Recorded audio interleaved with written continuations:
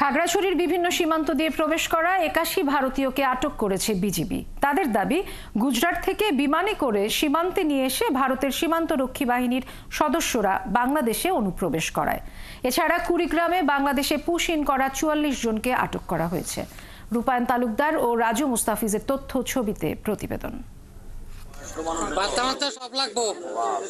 বুধবার ভোরে খাগড়াছড়ির মাটিরাঙ্গা উপজেলার ৪০ বিজিবি জনের শান্তিপুর সীমান্ত দিয়ে প্রবেশ করে কমপক্ষে ২৭ জন।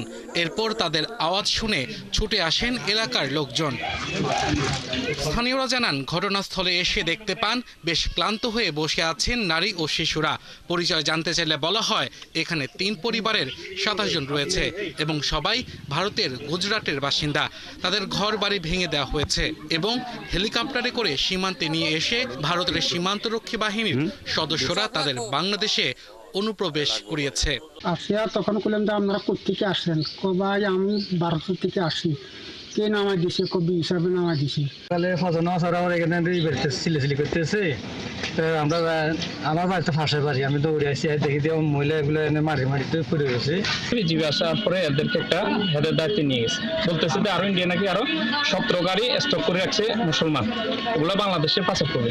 মাটিরাঙ্গা উপজেলার তাইনদং আচালং সীমান্ত দিয়ে ২৩ জন, পানছড়ি সীমান্ত দিয়ে ৩০ জন এবং রামগড় সীমান্ত দিয়ে ১ জন অনুপ্রবেশ করেছে।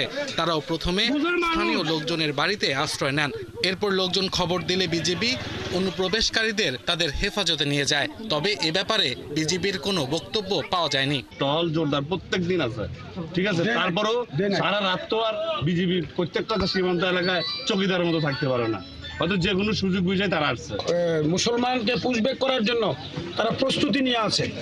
বিজেপি আমাদেরকে বলছে বিজেপির পাশাপাশি কিছু পাবলিক দিয়ে সাপোর্ট দেওয়ার জন্য। এটা নিয়ে আমরা একটু সংকটবোধ করতেছি আর কি, বর্ডারের ভিতরে যে অবস্থা শুরু করেছে। এদিকে কুড়িগ্রামের রোমারি ও ভুরুঙ্গামারি সীমান্ত দিয়ে অবৈধভাবে বাংলাদেশে প্রবেশের সময় ৪৪ জনকে আটক করেছে বিজিবি। বুধবার রোমারি উপজেলার সীমান্তবর্তী এলাকা থেকে ৩০ জন এবং ভুরুঙ্গামারি উপজেলার ভাওয়ালকুড়ি সীমান্ত থেকে ১৪ জনকে আটক করা হয়। এদের বেশিরভাগই রোহিঙ্গা। আব্দুল্লাহ মামুন, ৭১।